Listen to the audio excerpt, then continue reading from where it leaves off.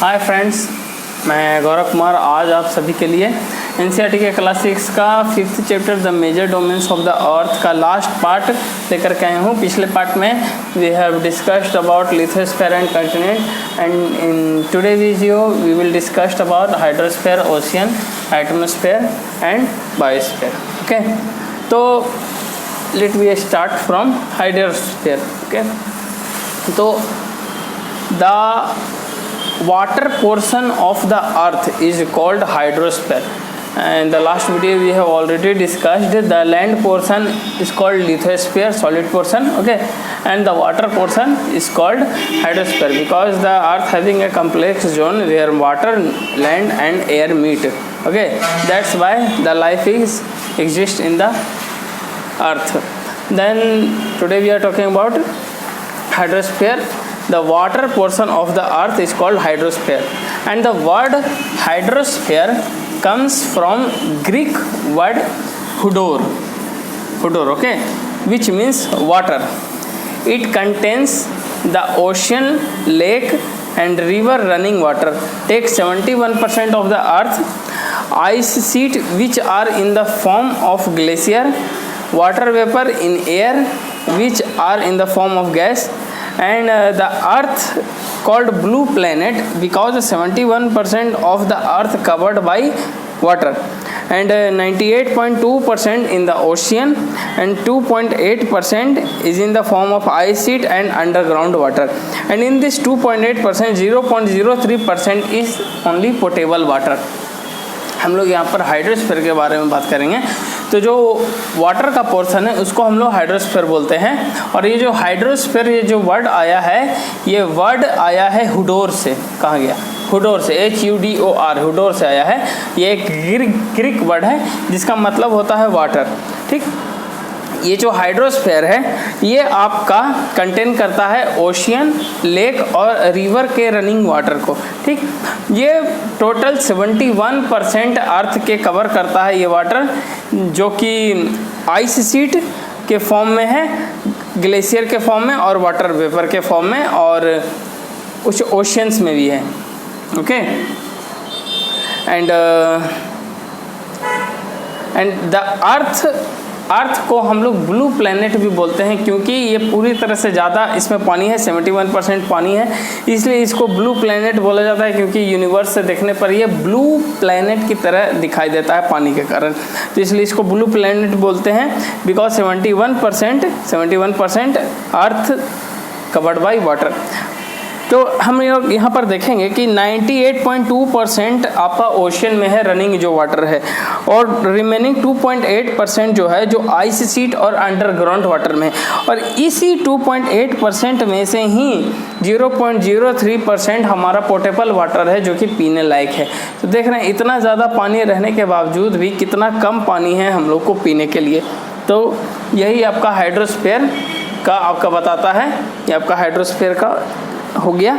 हम लोग आगे चलते, हाइड्रोस्फीयर आपका कंप्लीट हो गया आज। अब हम लोग चलते हैं ओशियन में, तो इसको मैं ज़रा साफ कर देता हूँ। Then hydrosphere completed, then we will discuss now ocean. Mainly 4 oceans are on the earth. Okay, first one is Pacific ocean, ocean को मैं वो लिख देता हूँ। सेकंड पे है आपका अटलांटिक ओशियन। ओके, आपका थर्ड है द पैसिफिक ओशियन होगा, द अटलांटिक होगा, द इंडियन ओशियन, एंड आपका लास्ट है 4th है आपका द आर्कटिक ओशियन। ये these are the 4 oceans are on the earth. Okay, and these all oceans are interconnected. These all are interconnected, okay, with each other because they all are not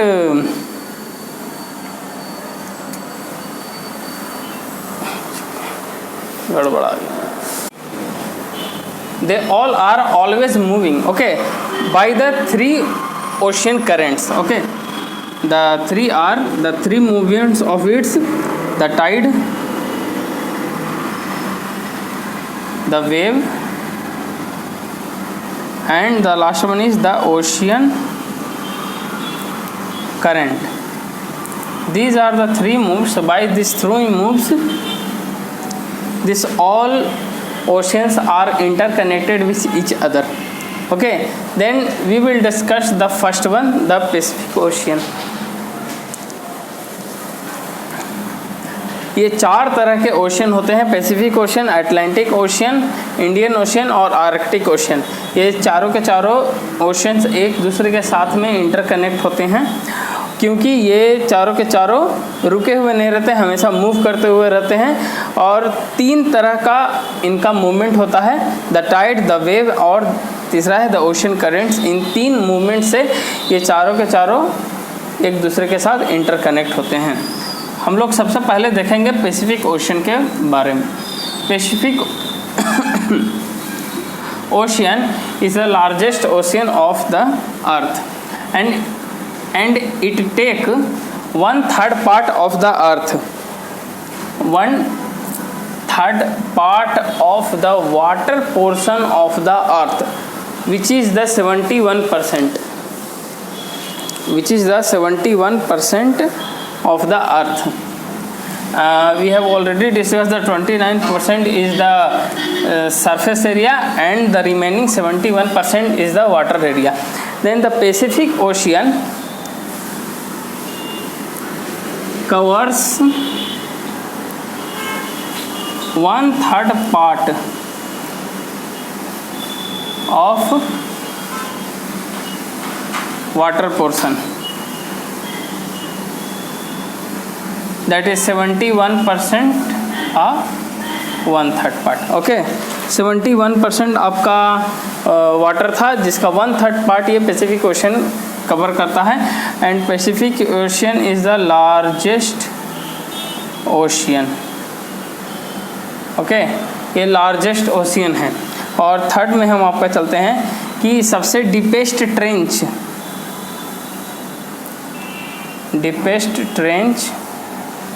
which is Mariana Trench.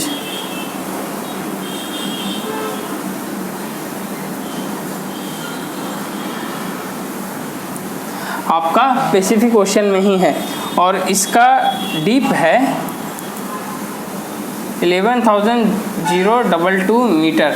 आप ये देखिए कि ये आपका जो surface का जो height है उससे ज़्यादा है ये deep, because we take sea level 0, जहाँ तक आपका सी लेवल रहता है ना वहाँ तक हम लोग 0 काउंट करते हैं सी लेवल को। और ये sea level all over the world में सी लेवल आपका इक्वल होता है। हो सकता है कि ये आपका हिमालय माउंटेन है, ये आपका नीचे साइड में भी कुछ हो, मगर हम लोग जहाँ पर सी लेवल जहाँ तक है वहाँ से ही हम लोग काउंट करते हैं, फिर 1 2, ये नीचे का हम लोग काउंट नहीं करते हैं। तो इसी के कारण से ये सी लेवल का ये जानकारी है आपका कि सी लेवल जहाँ तक होता है वहाँ तक हम लोग 0 काउंट करते हैं, उसके बाद से ही हम लोग सरफेस का हाइट काउंट करते हैं। और उस हिसाब से आपका हिमालय का माउंट एवरेस्ट आपका 8,848 आया था। और ये डीप तो वो सी लेवल के फिर से नीचे से ही जाता है डीप के लिए भी, तो वो आपका 11,022 मीटर है। तो उसमें डीप के लिए हम लोग ऊपर का हाइट से नहीं चलते हैं, डीप आपका सी लेवल से ही लिया जाता है। तो और ये जो मरियाना ट्रेंच है ये आपका सर्कुलर है, सर्कुलर फॉर्म में है ये आपका, ओके, ये आपका सर्कुलर फॉर्म में है। और ये जो पैसिफिक ओशियन है ये आपका कवर्स करता है North America, south America, Asia and Australia. In 4 continent को ये कवर करता है। किस तरह से मैं आपको बताता हूँ। यहाँ पर आपका नॉर्थ अमेरिका हो गया, ये आपका साउथ अमेरिका हो गया, और मैंने गलत कर दिया, यहाँ पर आपका एशिया हुआ, इसके नीचे में आपका इस साइड में ऑस्ट्रेलिया हुआ, और यहाँ पर आपका पैसिफिक ओशियन आता है, और इस साइड में आपका नॉर्थ अमेरिका, और यहाँ पर आपका साउथ अमेरिका है। तो ये पैसिफिक ओशियन इन चारों को कवर करता है इस तरह से, ठीक, इन चारों को इस तरह से ये कवर करता है। तो इतना ही इंफॉर्मेशन आपका था पैसिफिक ओशियन से। अब हम लोग चलते हैं नेक्स्ट अटलांटिक ओशियन। तो the Atlantic ocean is the second largest ocean of the world.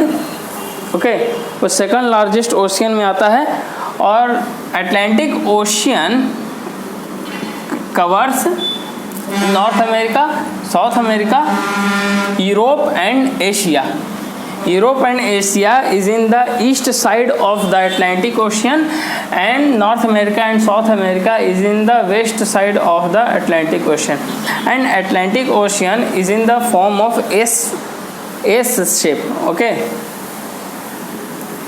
and the coastline of Atlantic Ocean is highly indented. Due to this, it provides a ideal natural harbor and ports, and to the point of view of commerce, it is very busiest ocean. Okay, मैं आपको बता रहा था the Atlantic ocean, ये आपका है second largest, second है आपका। It covers North America and South America in the west, and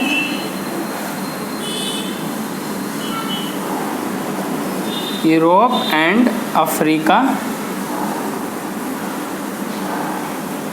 in the east. Like this we given here. Here is North America, here is South America, here is Atlantic Ocean. Okay,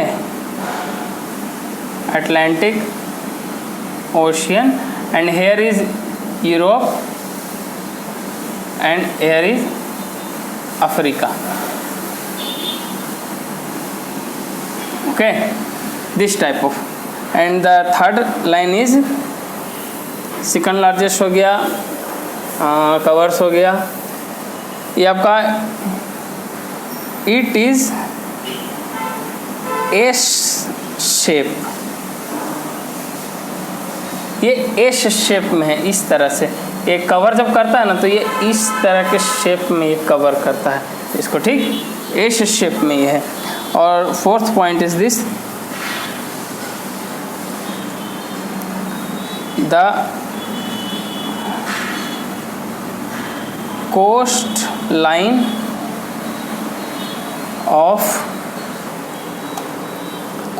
of Atlantic Ocean is highly indented. The coastline of Atlantic Ocean is highly indented. Okay, due to this, it's provide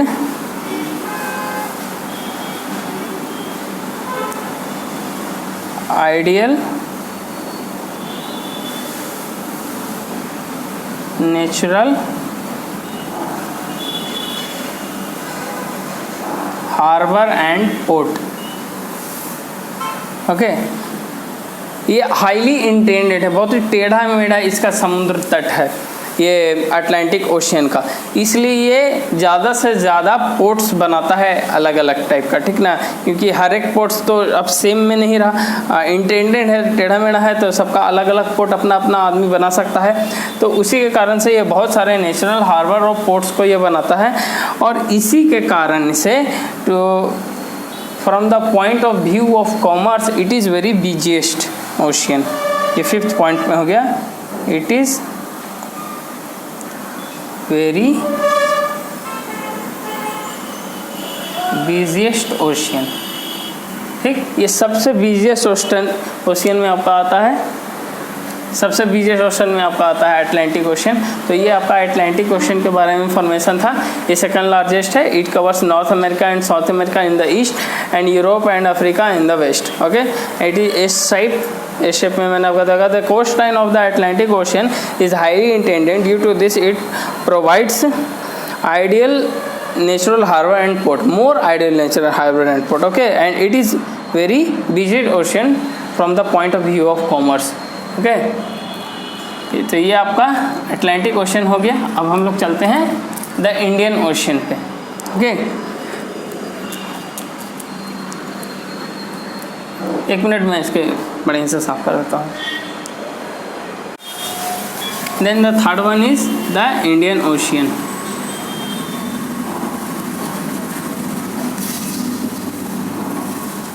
It is the ocean that has the name of a country. Okay, this is the only one ocean that got a country name. Okay,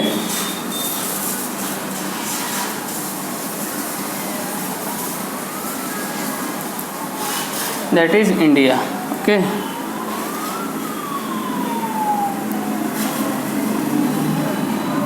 and this ocean is in the form of triangular shape. Okay, triangular shape form. Okay, and it covers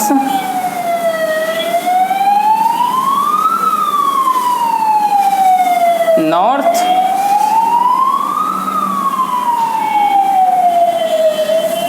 in North Asia। North में ये Asia को ये करता है और east में Australia है and in the west Africa.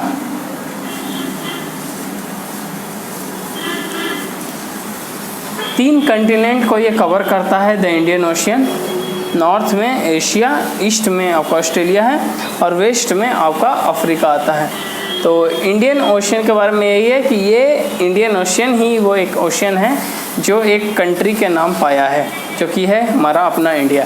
ये ट्रायंगुलर शेप में है ये इंडियन ओशियन। आपका अटलांटिक ओशन इस शेप में था, ये ट्रायंगुलर शेप में है और ये कवर करता है नॉर्थ में एशिया को, ईस्ट में ऑस्ट्रेलिया को और वेस्ट में अफ्रीका को। इतना ही था इसमें। अब नेक्स्ट हम लोग चलते हैं आर्कटिक ओशन पे। ठीक, then now we will discuss the Arctic Ocean. The first point is the Arctic Circle cross it, and second is the coast of North America and Eurasia covered by this ocean, and it connect with Pacific Ocean by a narrow stretch of shallow water called Bering Strait. Okay, these are the options for this, and it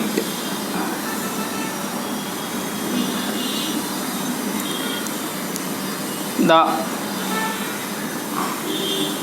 Arctic Circle cross it, and it covers the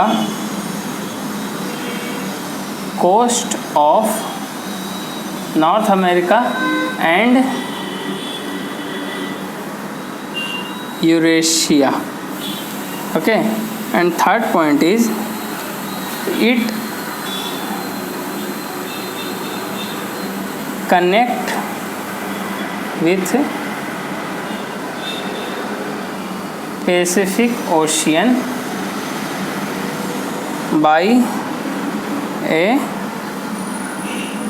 narrow stretch of shallow water called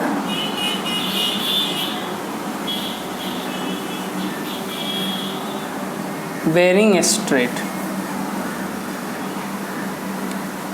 इतना ही 3 point ही है। ये जो Arctic ocean है, तो ये Arctic circle इससे cross करता है, और ये जो उतना भी समुद्र तट है नॉर्थ अमेरिका का नॉर्थ साइड में, okay, it covers the coast of northern side,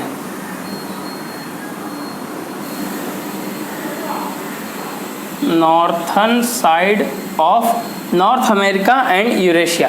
north side में जितने भी समुद्र तट हैं नॉर्थ अमेरिका और यूरेशिया का, यूरेशिया मतलब जो यूरोप और एशिया का जितना भी पार्ट है उसको यूरेशिया बोलते हैं, तो उसको ये कवर करता है आर्कटिक ओशियन। और ये आर्कटिक ओशियन आपका पैसिफिक ओशियन से कनेक्ट है, एक बहुत ही एक शैलो वाटर के जरिए, एक नैरो स्ट्रेच है उसे कनेक्ट है, और उसको हम लोग बेरिंग स्ट्रेट बोलते हैं।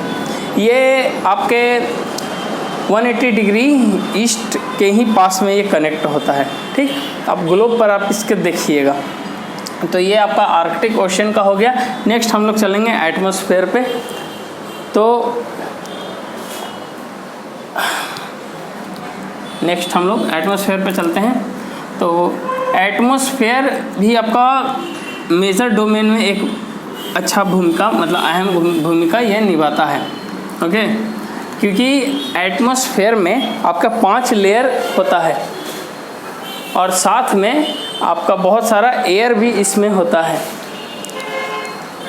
और वो एयर में से कुछ एयर ब्रीदिंग एयर हैं, और कुछ एयर वैसे हैं जो हम लोगों को ग्रो करने में मदद करते हैं। कुछ एयर ऐसे हैं जो कि हमारे प्लेनेट के रेडिएशन को एब्जॉर्ब करते हैं, जिससे हमारा प्लेनेट वार्म रहता है, मतलब ठंडा रहता है, ठीक। तो वही आपका एटमॉस्फेयर का काम है। और वो जितने भी लेयर्स हैं हमारे अर्थ के ऊपर में जो कि एटमॉस्फेयर में ही आते हैं, तो वो लेयर्स हमें सन के हार्मफुल रेस से प्रोटेक्ट करते हैं। तो हम लोग चलते हैं एटमॉस्फेयर पे।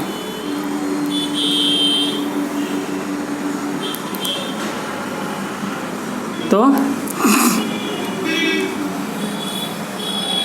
यहाँ पे लिखने का ज़रूरत नहीं है शायद। Atmosphere having 5 layers which protect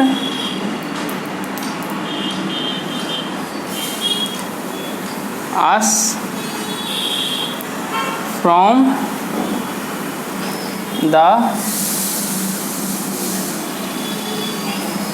harmful rays of the sun, and it's having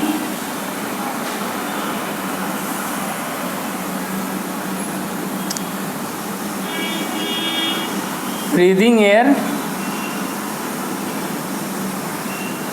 which is oxygen, okay, and it is 21%.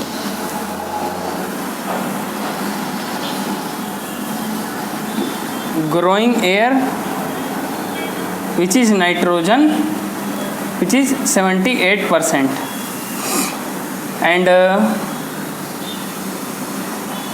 1% is carbon dioxide, argon, and another one, and carbon dioxide absorb the radiant of the earth to keep planet warm।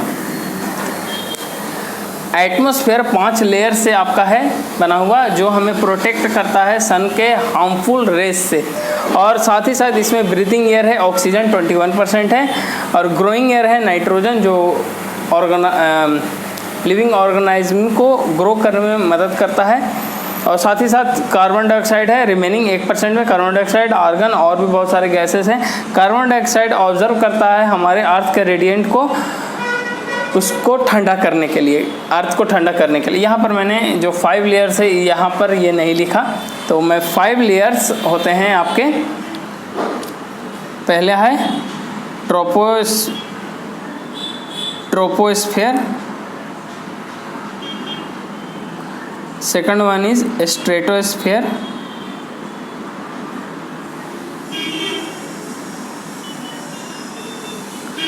Third one is mesosphere,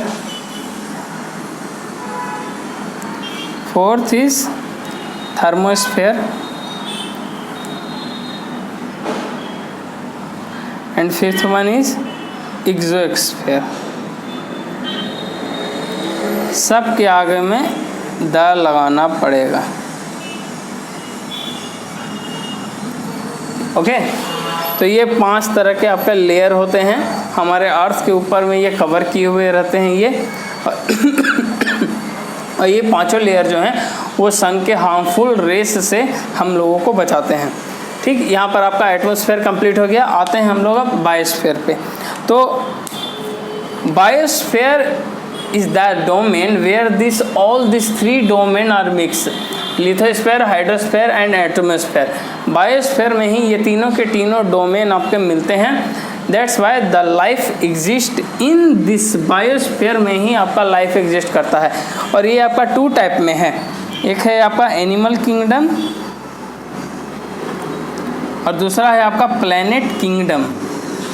ये 2 तरह में आपके biosphere को divide किया गया है, animal kingdom में और एक है प्लैनेट किंगडम में।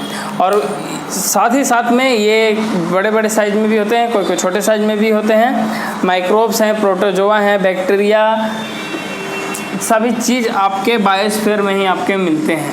ठीक, और हम लोगों को ये ज़रूरी होता है कि हम लोग इन दोनों में बैलेंस बना करके रखें। अगर इन दोनों में बैलेंस नहीं रहेगा तो हमारा बायोस्फीयर डिमोलिश हो जाएगा, यानी ख़त्म हो जाएगा और ज़्यादा दिन तक फिर लाइफ एग्जिस्ट नहीं कर पाएगा। जैसे मैं आप एक एग्जांपल लीजिए कि हम लोग जंगल को काटते हैं, ठीक, उस लकड़ी से हम लोग फर्नीचर ये सब बनाते हैं और उस लैंड पे हम लोग एग्रीकल्चर या तो फिर फैक्ट्री ये सब बना लेते हैं, मगर उसके कारण से सॉइल इरोजन स्टार्ट होता है और उससे फ्लड भी आ सकता है और इसी के कारण से अनबैलेंस होने पर लाइफ का एंड होता है। तो इसी तरह से अगर बायोस्फीयर को हम लोग को ठीक रखना है तो हम लोगों को दोनों के दोनों किंगडम को, जो एनिमल किंगडम है और प्लैनेट लिख दें, प्लांट किंगडम,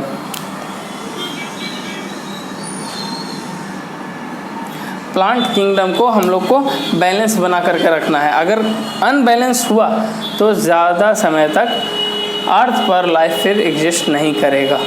तो यहाँ पर आपका ये 5वां chapter the major domain of the earth complete हुआ एनसीईआरटी क्लास 6 का ज्योग्राफी का। मिलेंगे हम लोग नेक्स्ट चैप्टर में the major land form of the earth में, जिसमें हम लोग hill, fold mountain, block mountain and volcanic mountain, residual mountain, ये सब के बारे में डिटेल से जानेंगे।